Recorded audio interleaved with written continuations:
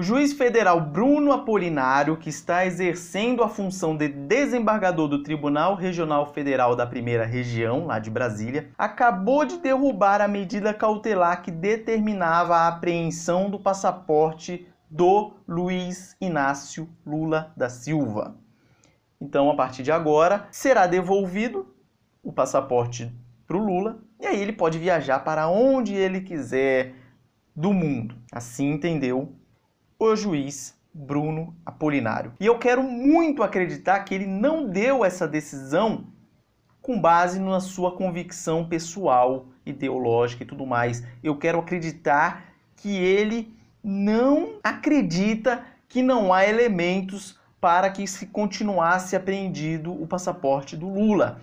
Eu quero acreditar que ele deu essa decisão, sei lá, por algum benefício ou por alguma pressão que esteja ou que irá sofrer das movimentos sociais, sei lá, qualquer coisa.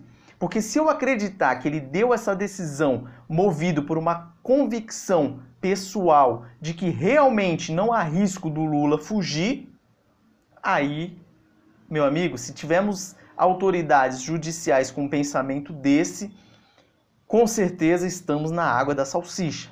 Estamos no limbo, porque é inadmissível uma pessoa ter um pensamento desse, de que não há risco de fuga do Lula. Então o que é que acontece? No nosso Código de Processo Penal, nós temos duas figurinhas lá. Nós temos a figurinha da prisão preventiva e nós temos a figurinha das medidas cautelares diversas da prisão.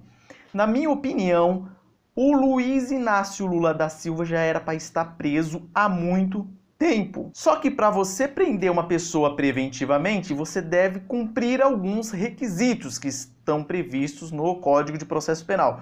Se você não cumpre esses requisitos, você pode aplicar medidas cautelares diversas da prisão. Ou seja, em vez de prender, você coloca lá uma tornozeleira eletrônica, você proíbe ele de frequentar determinados locais, dele comparecer mensalmente no fórum, por exemplo, para justificar a sua ida lá, proibição dele se ausentar da comarca, enfim, tem várias medidas cautelares.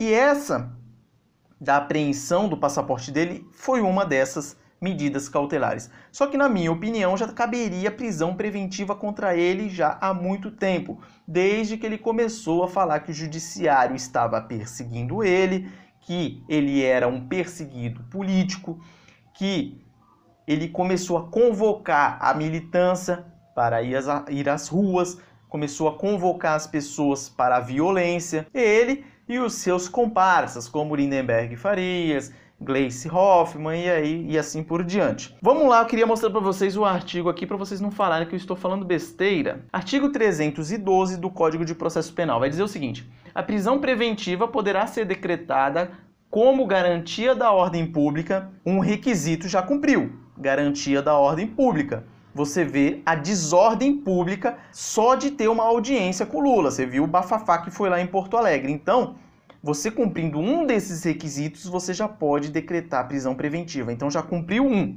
garantia da ordem pública. Da ordem econômica, por conveniência da instrução criminal, ou para assegurar a aplicação da lei penal, quando houver prova de existência do crime e indício suficiente de autoria. Aplicação da lei penal. Está na cara que ele quer vazar do país. E quando houver prova da existência do crime e indício suficiente de autoria. Depois que foi confirmada a sentença condenatória dele em segunda instância, está mais do que claro que ele é culpado. Inclusive, o recurso que eles entraram, os embargos de declaração, lá no TRF-4, não vai mudar o conteúdo do acordo. Então, ele vai continuar condenado, 12 anos e uns quebrados, não vai mudar nada. Então, vai transitar em julgado e ele já pode começar a cumprir, sim, a sua pena. Então, há o risco claro dele fugir do Brasil. Aí o artigo 282 do Código de Processo Penal vai dizer o seguinte: as medidas cautelares previstas nesse título deverão ser aplicadas observando-se a, inciso 1, necessidade para aplicação da lei penal, de novo, para a investigação ou a instrução criminal e, nos casos expressamente previstos, para evitar a prática de infrações penais. Inciso 2.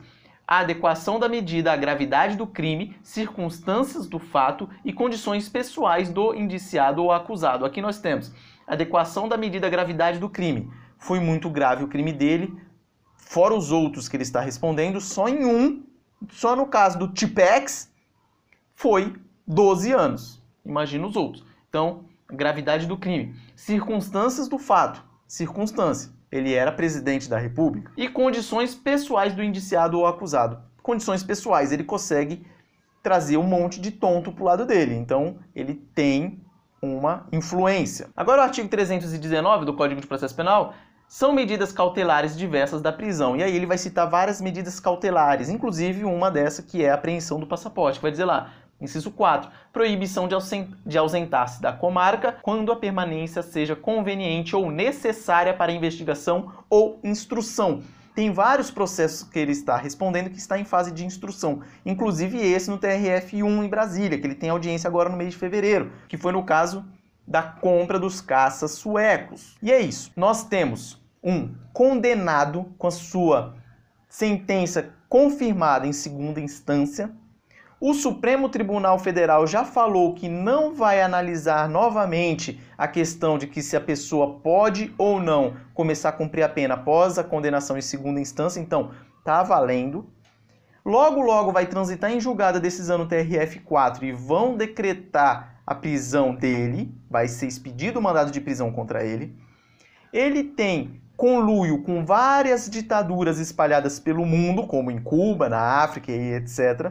Então, ele tem a possibilidade de ir para algum desses países e esses países vão considerá-lo um perseguido político. Ele já fez representação à Organização dos Estados Americanos, falando que ele estava sendo perseguido no Brasil. Ele já apareceu em piquetes aí, solicitando ou convocando as militâncias e os grupos sociais para ir às ruas, enfrentar as pessoas e fazer um rebuliço no Brasil, um rebuliço no país contra essa burguesia ou essas elites que estavam perseguindo ele. Então ele já deu motivos bem claros de que ele não quer pagar essa pena. Então, qual outro motivo que você precisa para, no mínimo, manter o passaporte dele apreendido? Eu não vejo. Para mim, como eu já falei no começo do vídeo, já deveria ter sido decretada a prisão preventiva dele há muito tempo. Teve parceiro dele aí que cometeu crimes muito menos graves e já estão presos há um bom tempo. E ele não passou nem perto da prisão. É nessas horas que eu vejo que o negócio no Brasil tá complicado, tá difícil, desanimador.